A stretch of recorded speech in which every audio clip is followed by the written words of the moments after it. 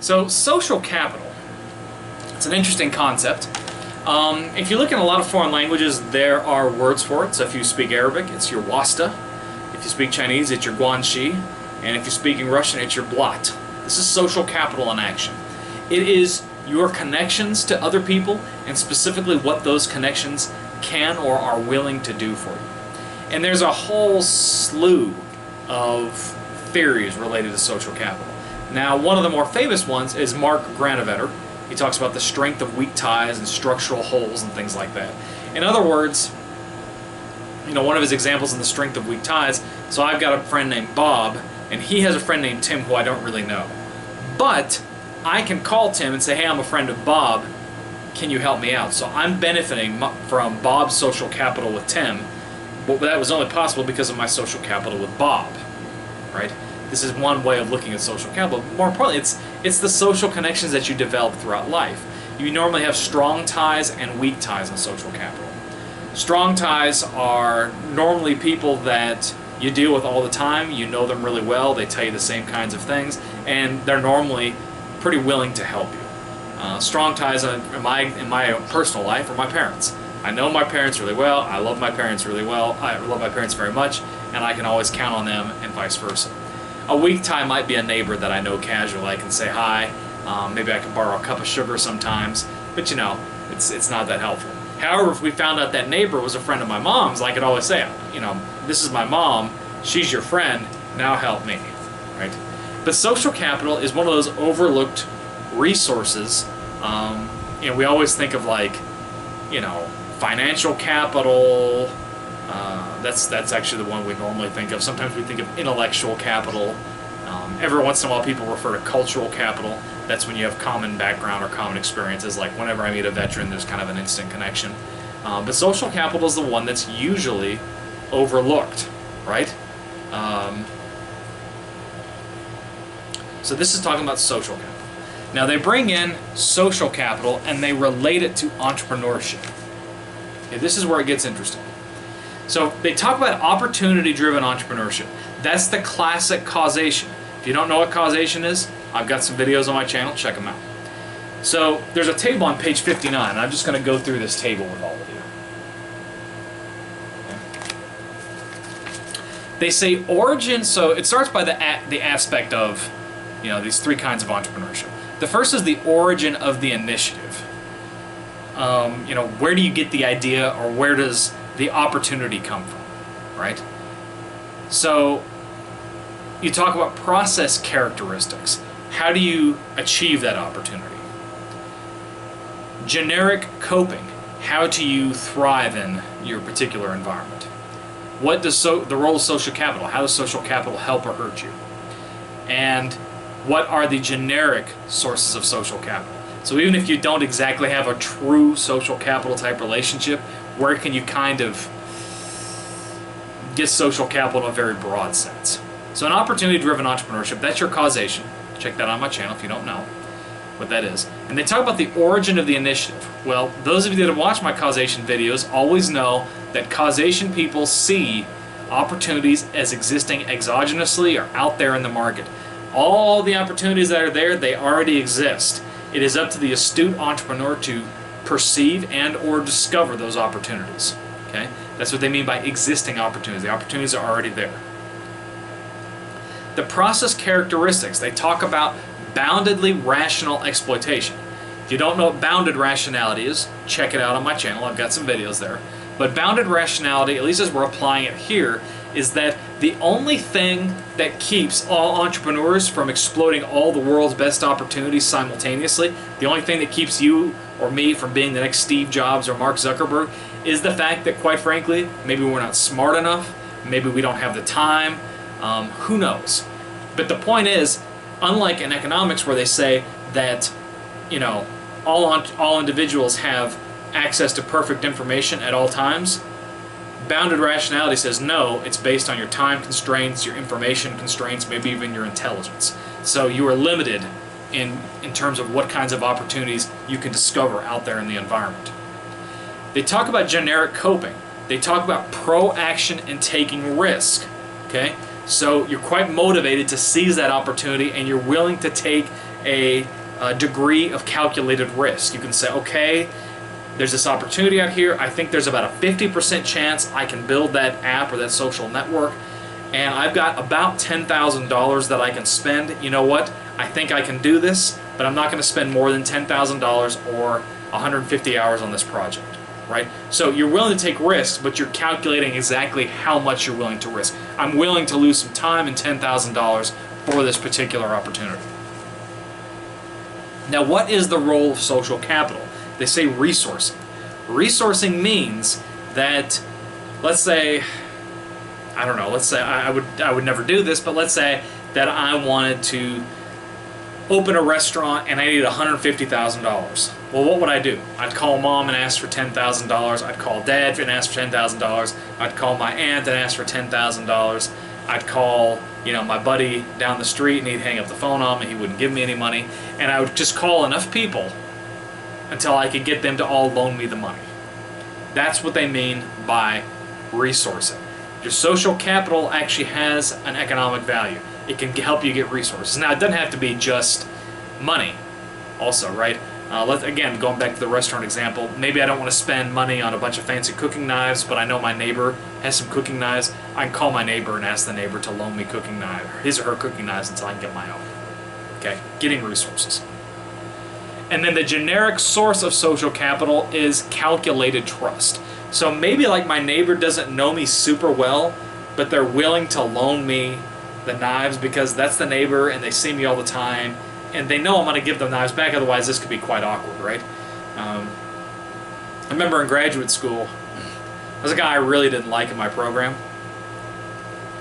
and we had a retreat for our PhD program, and we went to a ski resort, and everyone was going on the ski lift. And it seemed like the ski lift was like 50 euros. That was like $75, $80 at the time. And so we get to the ski lift and we're buying tickets for the ski lift. And one of the guys in my program, he only had a credit card. He didn't carry cash with him. And it turned out the ski lift's credit card machine was down, so he had to pay in cash. So he asked a bunch of people, like, hey, can you loan me the 50 euros, please? And everyone's like, no, go away. There's one girl in my PhD program, she looks at me and says, I don't loan money to men. I really didn't know what that was all about. I didn't like the guy, but I thought, what a horrible thing to do. Like, we're all going to be on this ski lift for like 4 hours, and we're going to leave this guy down, all by himself. I mean, he's a crappy human being, but you know what? I said, I'll tell you what, I'll loan you the 50 euros. Can you give it back to me next week?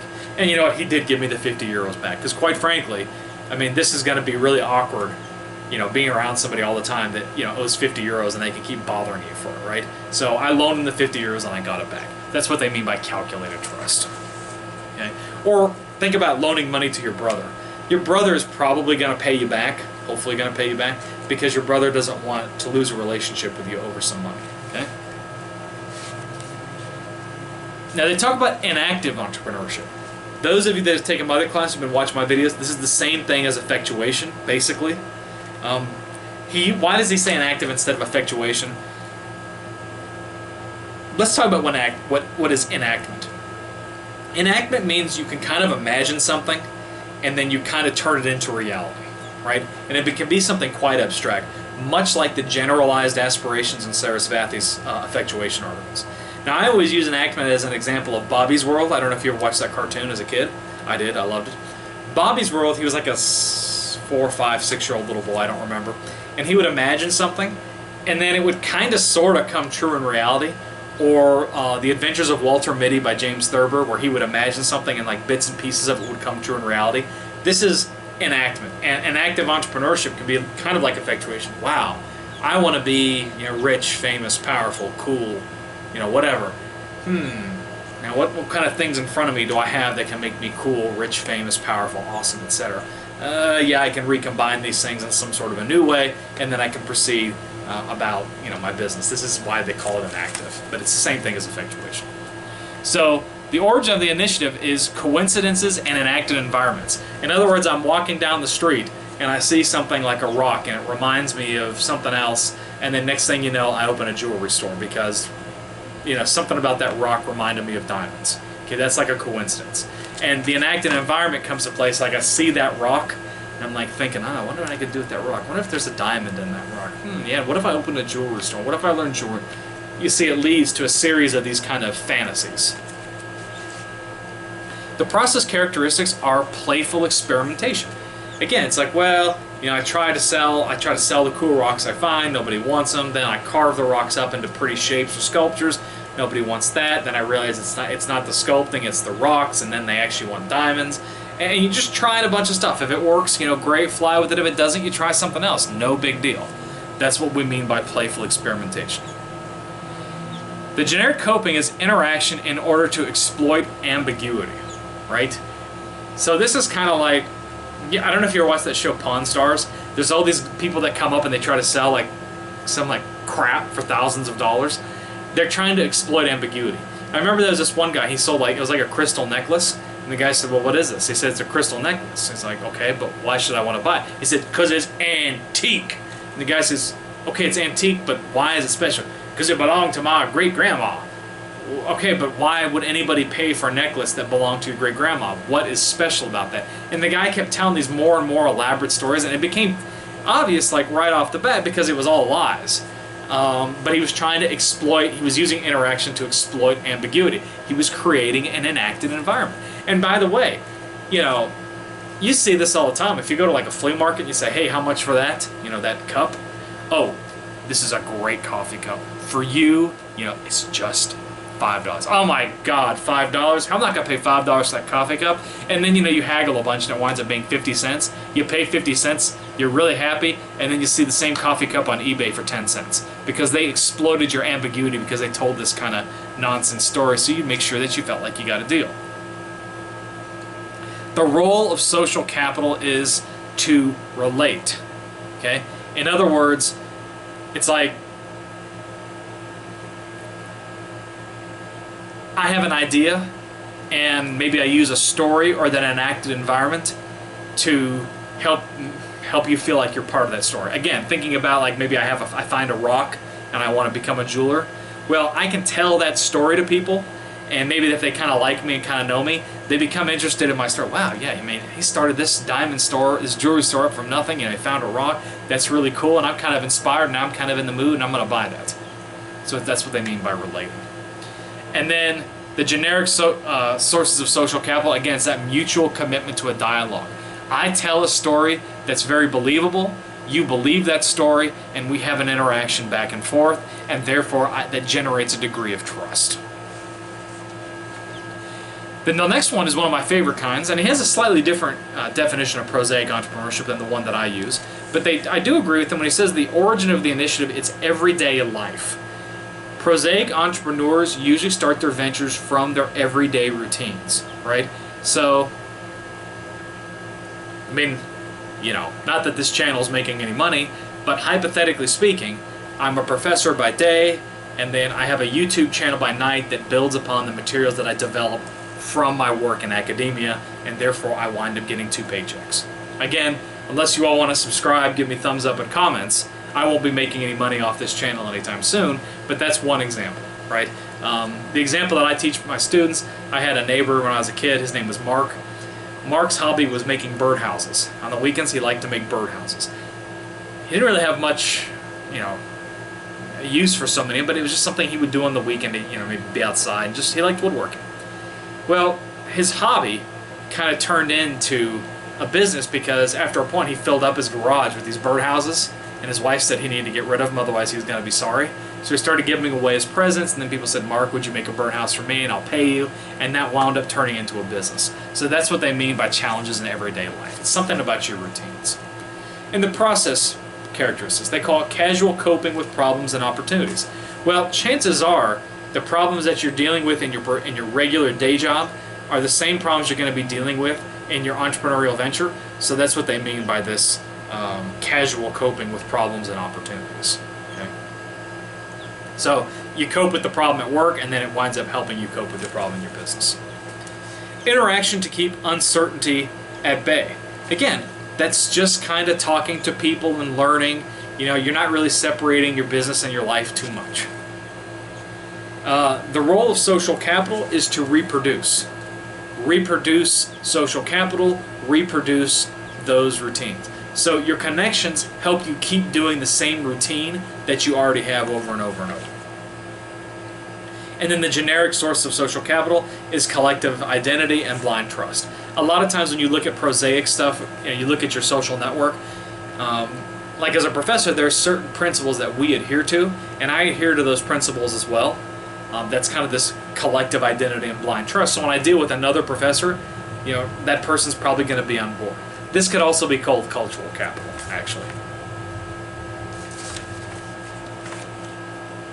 Hope you've enjoyed this. If you have any questions, post them down in the comments. And actually, I've got a question for those of you that are watching. Which do you relate to? Opportunity-driven entrepreneurship, causation, and active entrepreneurship, effectuation, or prosaic entrepreneurship, or routine or hobby-based entrepreneurship? Comment down below. I'm curious to hear what you think. And also give me a thumbs up if you like the video, and subscribe too. That way maybe I can be a prosaic entrepreneur and get millions of views off of my YouTube channel. Alright, I'll see you in the next video where we're going to talk about the role of stories.